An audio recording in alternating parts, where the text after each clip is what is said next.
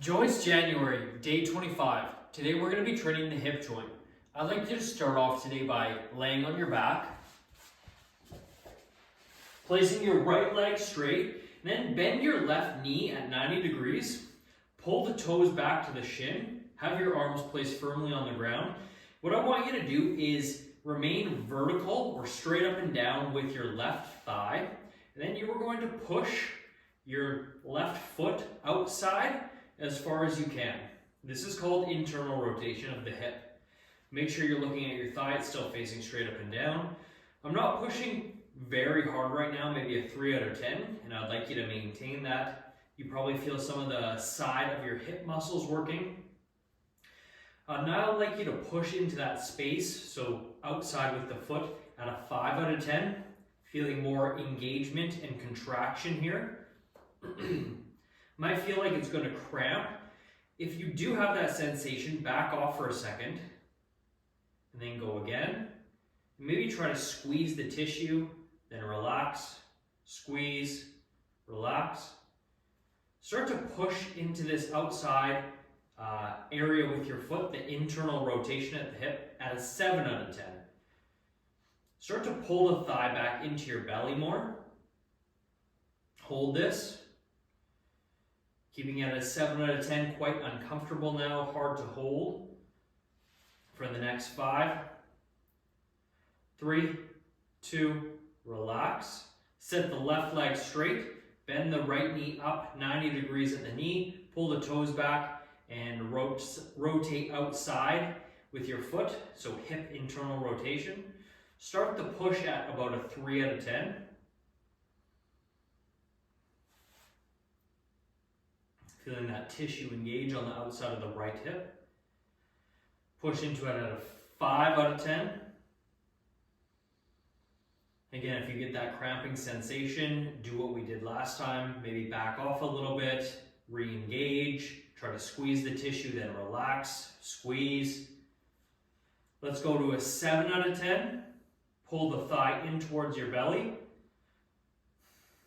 Hold here at a 7. Hard to control. Feeling a lot of contraction and near cramping at the outside of my hip. We'll hold for another 5 seconds. And relax down. Come to a seated position. Take your legs wide. Have your hands behind you.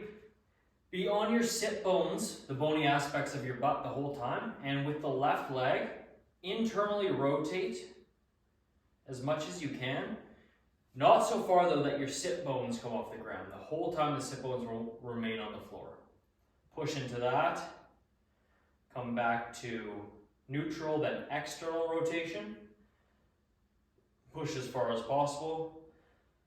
Neutral, internal rotation. So it's like I'm trying to get the inside of my thigh to the ground. Push. Should feel as deep into the socket.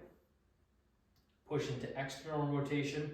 Now it's like I'm trying to flop and push the outside of my thigh to the ground. Passing back into internal rotation. Keep the chest up. Push a little harder. Pass through external rotation. Hold. And we'll go one more time. Internal. Try to make this one the furthest push, so the closest to the ground with the inside thigh. 3, 2, external. 3, 2, come up. Trade position, so the right leg now internally rotates, stay on the sit bone. To external rotation. Passing through neutral, internal rotation. If you're able to, get a squeeze in the muscles that you're feeling inside of the hip, but this one's also quite deep in the joint. It can even be in the groin for some people. External rotation. This one's easier to squeeze to the outside of the hip, trying to pull yourself into it more. Internal rotation, chest up, torso tall.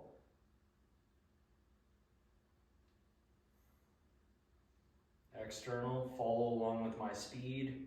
Don't go any faster. Last time through.